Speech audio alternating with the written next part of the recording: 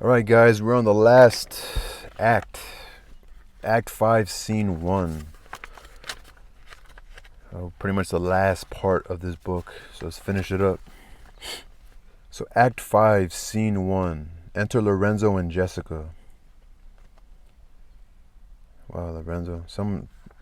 There's be some other people come into the mix, I'm pretty sure. So, Lorenzo.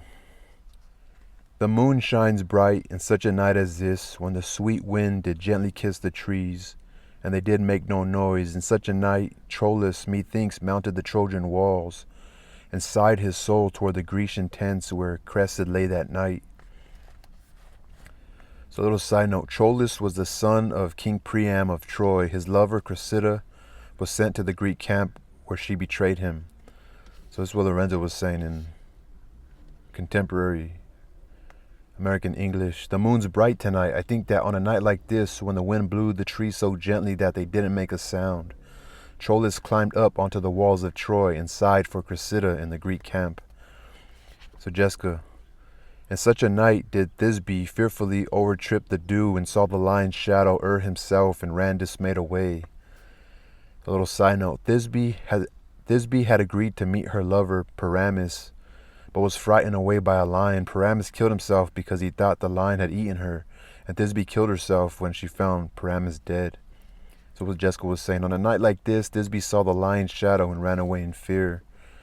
So Lorenzo, in such a night stood Dido with a willow in her hand upon the wild sea banks, and waft her love to come again to Carthage. So Dido, the queen of Carthage, was abandoned by her lover Aeneas. So this is what Lorenzo was responding to Jessica. So they're just using like fucking, I don't know what they call it, references. On a night like this, Dido stood holding a willow branch on the seashore, begging her lover to come back to her in Carthage. So Jessica responds to Lorenzo, in such a night Medea gathered the enchanted herbs that did renew old Aeson.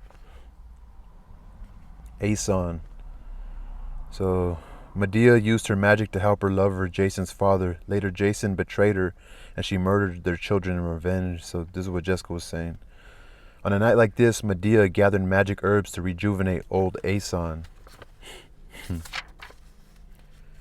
So Lorenzo, in such a night did Jessica steal from the wealthy Jew, and with an unthrift love did run from Venice as far as Belmont. On a night like this, Jessica ran away from the wealthy Jew and stole his money. She ran away from Venice all the way to Belmont with her spendthrift lover. Jessica, in such a night did young Lorenzo swear he loved her well, stealing her soul with many vows of faith, and never a true one. On a night like this, young Lorenzo swore he loved her very much, stealing her heart with vows of love, but not one vow was true. Lorenzo, in such a night did pretty Jessica like a little shrew slander her love, and he forgave it her. On a night like this, pretty Jessica in a bad mood said outrageously wrong things about her lover, and he forgave her. Jessica, I would outnight you did nobody come, but hark, I hear the footing of a man. Enter Stefano, a messenger. I'd get the better of you in this storytelling game, but somebody's coming, I hear his footsteps. So they're kind of like flirting with each other. Stefano, a messenger, enters. So Lorenzo, who comes so fast in silence of the night? Who are you coming so fast in this quiet night? Stefano, a friend. Lorenzo, a friend, what friend? Your name, I pray you, friend. A friend, what friend? What's your name? Please, friend. Stefano is my name, and I bring word my mistress will, before the break of day, be here at Belmont. She doth stray about by holy crosses, where she kneels and prays for happy wedlock hours. My name's Stefano, and I've come to tell you my mistress will arrive here at Belmont before sunrise. She's still at the monastery, kneeling and praying for a happy marriage. Lorenzo, who comes with her? Stefano, none but a holy hermit and her maid. I pray you, is my master yet returned? No one except her maid and a holy hermit. Has my master returned yet? Lorenzo, he is not, nor we have not heard from him. But go we in, I pray thee, Jessica, and ceremoniously let us prepare some welcome for the mistress of the house. Enter Lancelot the clown. So no, he hasn't, and we haven't heard from him, but let's go in, Jessica. We'll get ready to welcome the mistress of the house back home. Lancelot enters. So Lancelot, sola, sola, wo ha ho, sola, sola. Hey, hey, hey, you who? Lorenzo, who calls? Who's shouting? Lancelot, sola, did you see Master Lorenzo? Master Lorenzo, sola, sola. Hey, have you seen Master Lorenzo? Master Lorenzo, hey, hey. Lorenzo, leave Leave helloing, man. Here. Stop hollering, man. I'm here. Lancelot. Sola. Where? Hey, where? Lorenzo. Here. Lancelot. Tell him there's a post come from my master with his horn full of good news. My master will be here morning. Exit Lancelot. Tell him a messenger has arrived from my master with good news. My master will be here in the morning. Lancelot exits. Lorenzo. Sweet soul, let's in, and there expect their coming. And yet no matter, why should we go in? My friend Stefano signify, pray you. Within the house your mistress is at hand, and bring your music forth into the air. How sweet the moonlight sleeps upon this bank. Here we will sit and let the sounds of music creep in our ears. Soft stillness in the night become the touches of sweet harmony. Sit, Jessica, look how the floor of heaven is thick, inlaid with patterns of bright gold. There's not the smallest orb which thou beholdest, but in his motion like an angel sings, still choiring to the young-eyed cherubims. Such harmony is in immortal souls, but whilst this muddy vesture of decay doth grossly close it in, we cannot hear it. Enter musicians. Come home and wake Diana with a hymn. With sweetest touches pierce your mistress's ear and draw her home with music. Play music. This is what Lorenzo's saying. My dear, let's go inside and wait for them to arrive, but I guess it doesn't matter. Why should we go in? Stefano, tell the household staff that your mistress is about to arrive, and bring some musicians outside here. How beautiful the moonlight's shining on this bank. Let's sit here and let the music fill our ears. Stillness and nighttime are perfect for beautiful music. Sit down, Jessica, look at the stars. See how the floor of heaven is inlaid with small discs of bright gold. Stars and planets move in such perfect harmony that some believe you can hear music in their movement. If you believe this, even the smallest star sings like an angel in its motion. Souls have that same kind of harmony, but because we're here on earth in our earthly bodies, we can't hear it. Musicians enter. Wake up the moon goddess with a hymn. Get her attention and draw her home with music. Music plays. So Diana's a goddess, the moon goddess. So Jessica, I am never merry when I hear sweet music. I'm never in the mood to laugh when I hear sweet music. Lorenzo, the reason is your spirits are attentive, for do but note a wild and wanton herd, or race of youthful and unhandled colts, fetching mad bounds, bellowing and neighing loud, which is the hot condition of their blood. If they but hear perchance a trumpet sound, or any air of music touch their ears, you shall perceive them make a mutual stand, their savage eyes turned to a modest gaze by the sweet power of music. Therefore the poet did feign that Orpheus drew trees, stones, and floods, since not so stockish, hard, and full of rage, but music for the time doth change his nature. The man that hath no music in himself, nor is not moved with concord of sweet sounds, is fit for treasons, stratagems, and spoils. The motions of his spirit are dull as night, and his affections dark as Erebus. Let no such man be trusted. Mark the music. Enter Portia and Nerissa. So this is what Lorenzo's saying in American English. That's because your soul is paying attention to the music. Take a wild herd of animals or young untrained colts leaping around like crazy, roaring and neighing loudly, which they have to do because it's in their blood. But if they happen to hear a trumpet or any kind of music, they all stand still. Sweet music makes their wild eyes peaceful. That's why the poet Ovid wrote that the great musician Orpheus could make trees, stones, and rivers come to him by playing music. There's nothing in the world that can resist music. The man who can't be moved by harmonious melodies is fit only for treason, violence, and pillage. His soul is as dull as night and as dark as the underworld. Nobody like that should be trusted.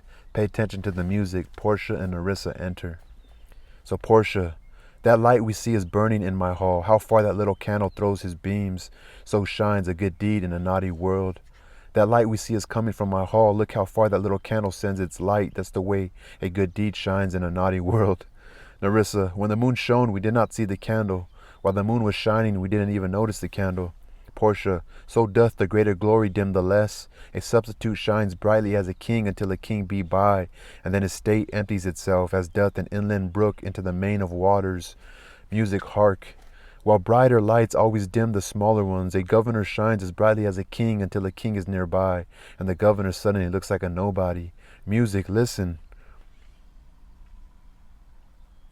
Nerissa, it is your music, madame, of the house. It's your music, madame, from your house. Portia, nothing is good I see without respect. Methinks it sounds much sweeter than by day. Now I see that you can't call anything good except in right context. I think that music sounds much better at night than it does during the day. Nerissa, silence bestows that virtue on it, madame. The night silence makes it sound better. Portia, the crow doth sing as sweetly as the lark. when neither is attended, and I think the nightingale, if she should sing by day, when every goose is cackling, would be thought no better a musician than the wren. How many things by seasons seasoned are to their right praise and true perfection. Peace, how the moon sleeps with Endymion and would not be awakened. Endymion, Endymion, music ceases. The crow sings as well as the lark when no one's listening. The crow sings as well as the lark when no one is listening. If the nightingale sang during the day when every goose is honking, nobody would think it sang any better than a wren. How many things in life seem good to us because of when they happen. Quiet now. Look how the moon seems to be sleeping with its lover and can't be awoken. Music ceases. Lorenzo, that is the voice, or I am much deceived, of Portia. I love this one. Look at nobody would think it sang any better. How many things in life seem good to us because of when they happen. Quiet now. Look how the moon seems to be sleeping with its lover and can't be awoken. I just like how many things in life seem good to us when they happen. I'm gonna highlight that. Just love it. And now they follow up with like, quiet now. Look how the moon seems to be sleeping with its lover. I don't know, just like that. So who's that's Portia. That's right, Portia. Sounding wise. So Lorenzo, that is the voice, or I am much deceived, of Portia. If I'm not mistaken, that's Portia's voice. Portia. He knows me as the blind man knows the cuckoo by the bad voice. He recognizes me like a blind man recognizes a cuckoo by its bad voice. Lorenzo, dear lady, welcome home. Dear lady, welcome home. Portia, we have been praying for our husband's welfare, which speed we hope the better for our words. Are they returned? We've been praying for our husband's welfare. We hope they're better off because of our prayers. Have they come back? Lorenzo, Madame, they are not yet, but there is come a messenger from before to signify their coming. No, ma'am, they haven't, but a messenger came ahead to tell us they were on their way. Portia, go in, Nerissa, give order to my servants that they take no note at all of our being absent hence, nor you, Lorenzo, Jessica, nor you. A tucket sounds. A tucket. So go inside, Nerissa, tell my servants not to mention that we were gone. You must not either, Lorenzo, or you, Jessica. A trumpet sounds. Lorenzo, your husband is at hand. I hear his trumpet. We are no telltales, madame. Fear you not. Your husband's near. I hear his trumpet. We're not tattletales, madame. Don't worry. Portia, this night methinks is but the daylight sick. It looks a little paler. 'Tis a day such as the days when the sun is hid. Enter Bassanio, Antonio, Graciano, and their followers. Graciano and Nerissa move aside and talk. This was Portia saying, I think this night is just like sick daylight. It only looks a little paler. It looks like a day when the sun is hidden. Bassanio, Antonio, Graciano, and their followers enter. Graciano and Nerissa move aside and talk. So Bassanio to Portia, we should hold day with the Antipodes, if you would walk in absence of the sun. To Portia, if you walked outside at night, it would be daylight here at the same time as on the other side of the world. So Portia, let me give light, but let me not be light. For a light wife doth make a heavy husband, and never be Bassanio so for me, but God sort all. You are welcome home, my lord. So light could mean having loose morals. I'll give light to men, but I'll never be light or unchaste. An unfaithful wife makes a husband worry, and I'll never let Bassanio worry if I can help it. I hope God figures it all out. Welcome home, my husband.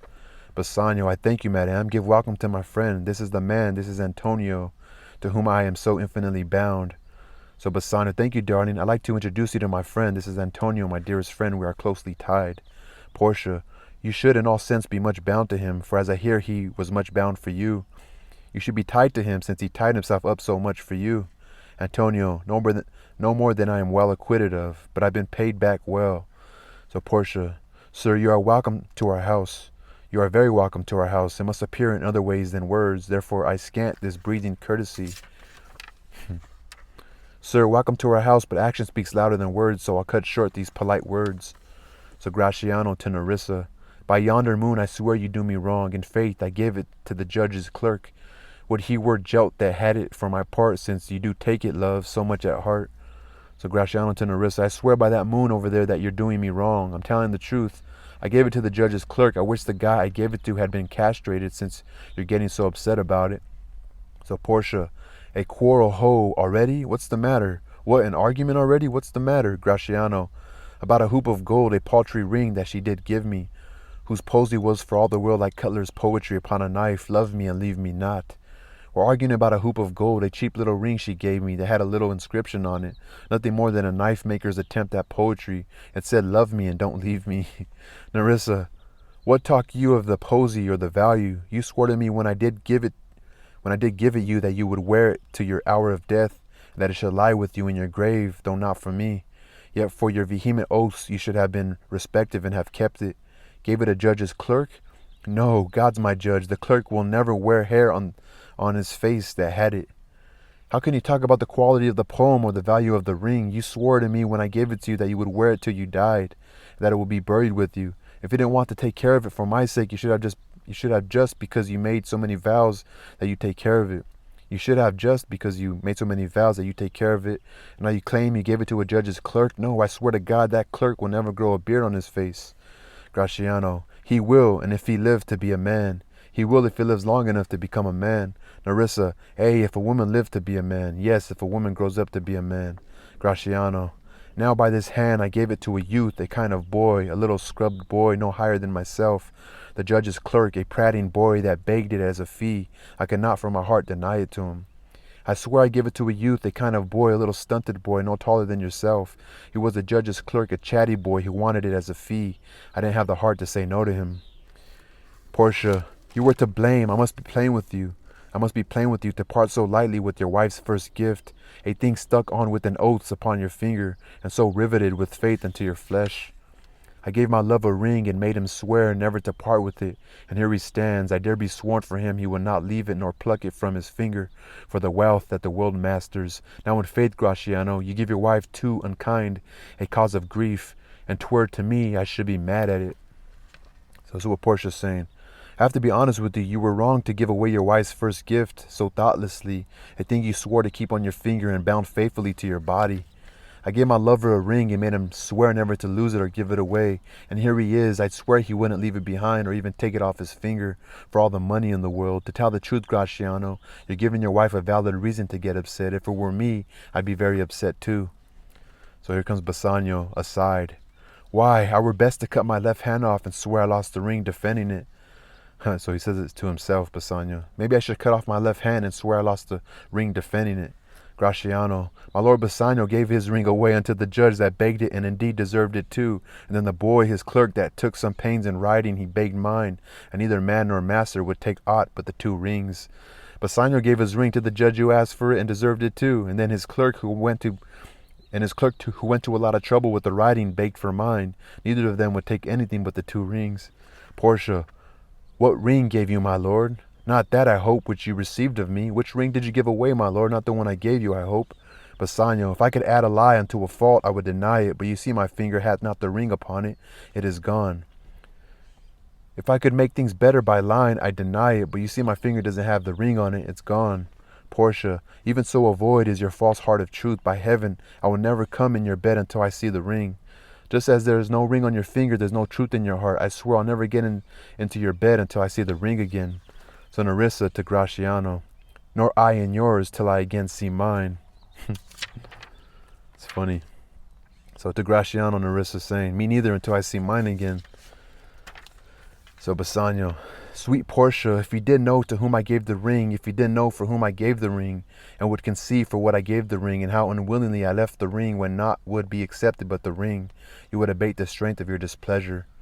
My dear Portia, if you knew who I gave the ring to, for whose sake I gave the ring to him, why I gave it to him, and how unwilling I was to leave it when he wouldn't accept anything but the ring, you wouldn't be so angry.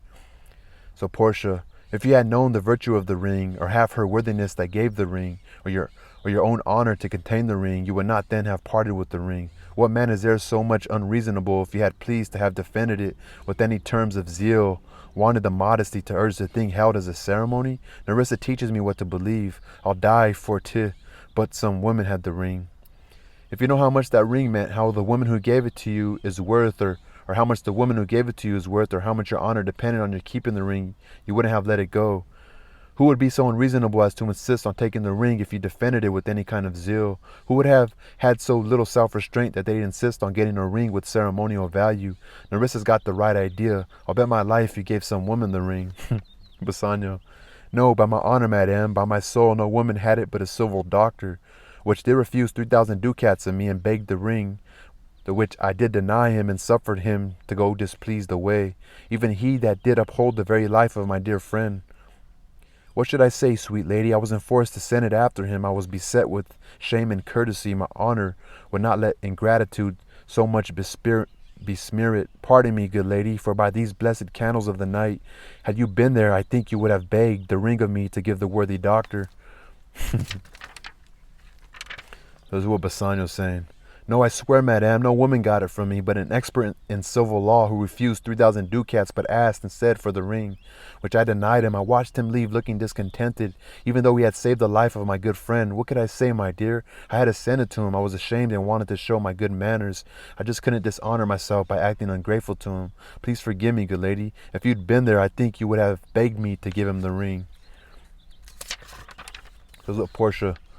Let not that doctor e'er come near my house, since he hath got the jewel that I loved, and that which you did swear to keep for me. I will become as liberal as you. I'll not deny him anything I have, no, not my body, nor my husband's bed. Know him I shall, I am well sure of it. Lie not a night from home, watch me like Argus. If you do not, if I be left alone now by mine honor, which is yet mine own, I'll have that doctor for my bedfellow.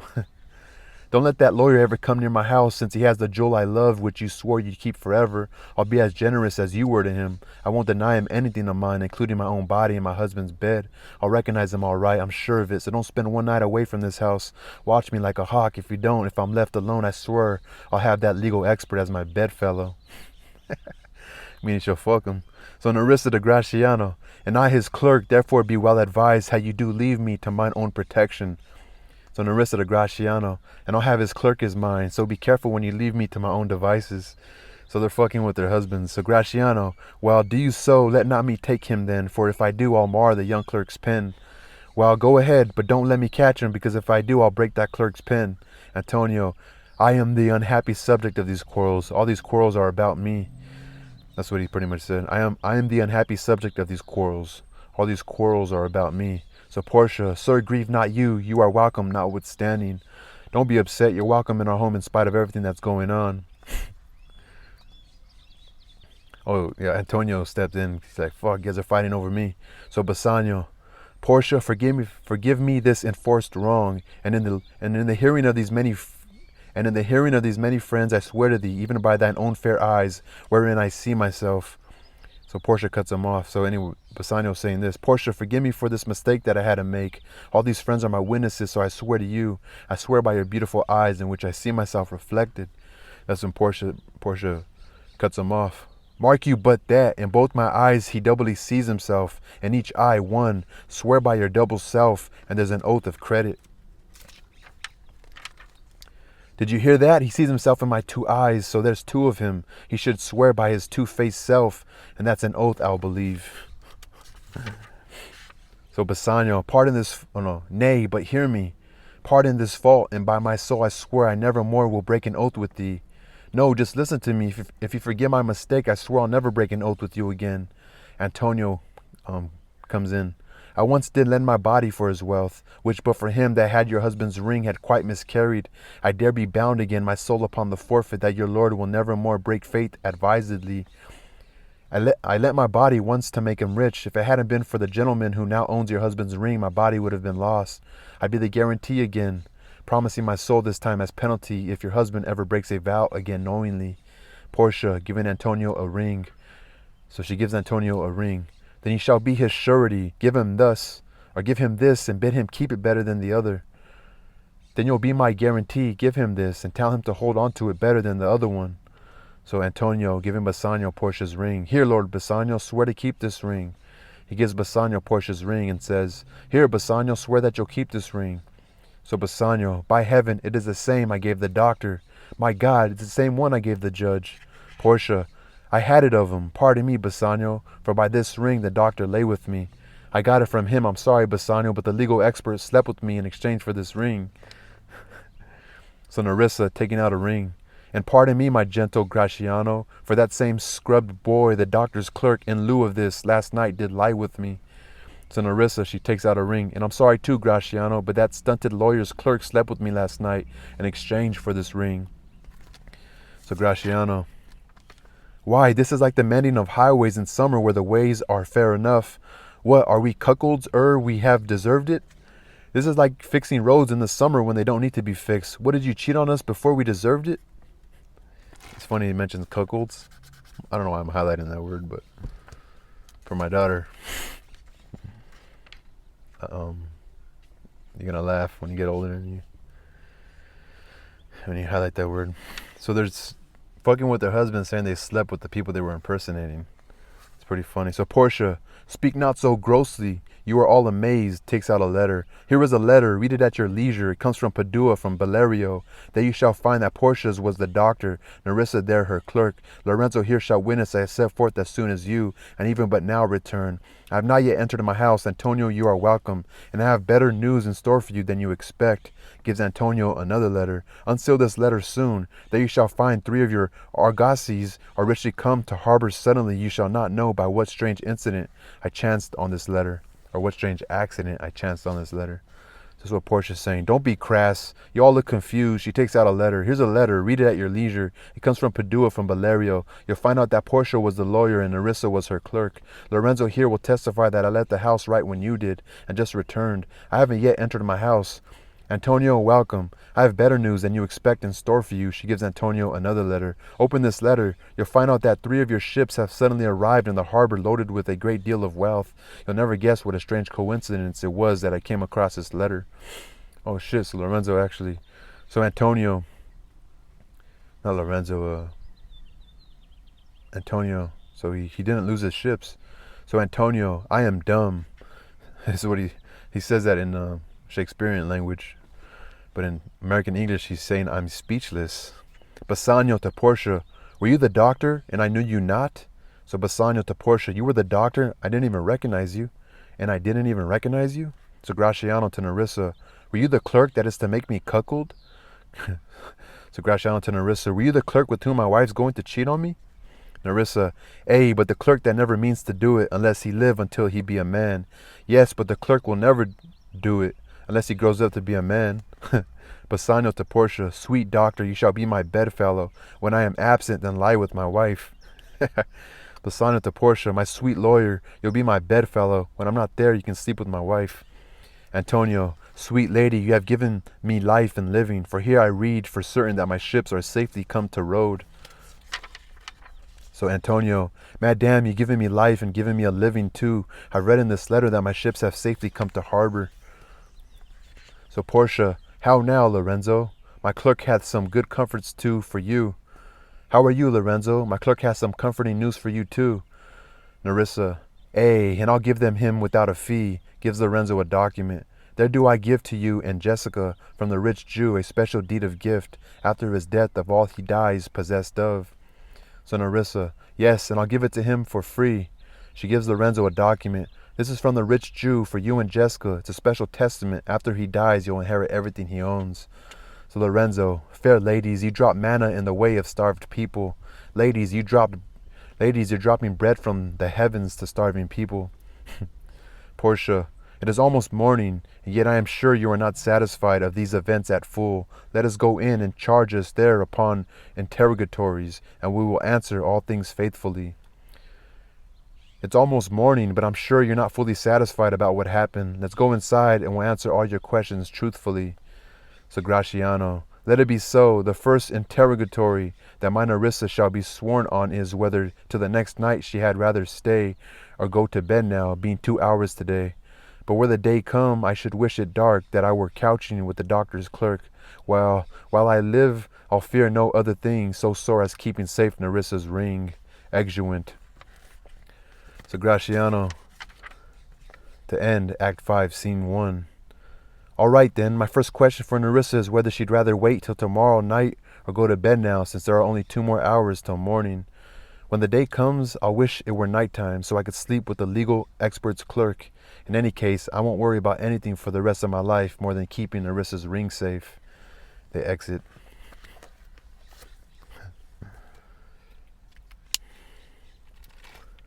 I don't know. Shylock got the fucked up end of the stick, kind of. It's funny, like, because he's Jew, they kind of make him seem like a greedy guy. And I guess he was kind of being greedy when he just, well, some of these pagan Christian merchants, I don't know. Shylock didn't really like them. So when he made it's not his enemy, but they weren't friends. So when they made a deal together, it was off an insurance. Antonio put up the money for Bassanio to go on his trip. Shylock lent Bassanio money to go get his wife. Antonio, being a businessman with some equity, put up his own stake that Bassanio would pay back the money. But Antonio's ships were lost, so there was no guarantee. And so Shylock wanted a piece of his flesh. That was part of the contract. But Bassanio's wife, who was the wealthy princess, the heir, said, no, go get your friend. We'll give him double what he wanted, 6,000 ducats. Because he lent Bassanio $3,000. So that's what they were in debt with Shylock. They were going to pay him double, but Shylock was being stubborn and prideful. He said, no, I want what's in the contract. I want his life. And so it's a little silly at the end, but it's the whole freaking story, man. Not really a tragedy, just a story. The Merchant of Venice. Peace.